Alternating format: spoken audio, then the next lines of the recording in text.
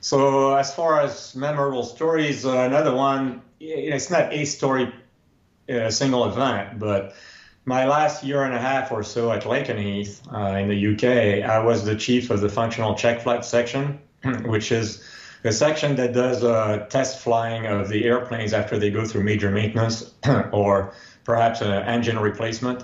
They all have to be tested. It's not like being a test pilot. I mean, it's very different. You're flying a familiar aircraft. All you're doing is testing that all the systems work as advertised, and so as part of that role, though, what was interesting is every single flight that I did on one of those tests, we went above Mach 2 in the airplane. Wow.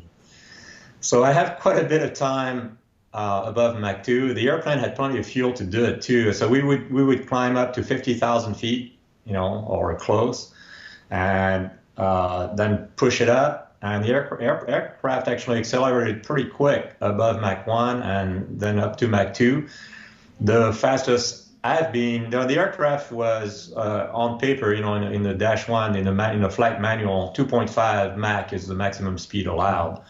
But the most I saw was the engines were somewhat derated, compared to what their maximum theoretical power was just short of 2.35 Mach. So 2.35.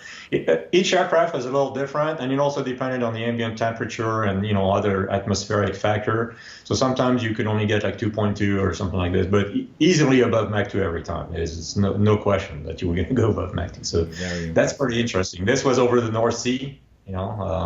Obviously no supersonic over land, so you had to be well clear of the coast. And going from south to north towards Scotland, we'd do a dash at over Mach 2, and I did that dozens of times. So that was kind of interesting. Yes.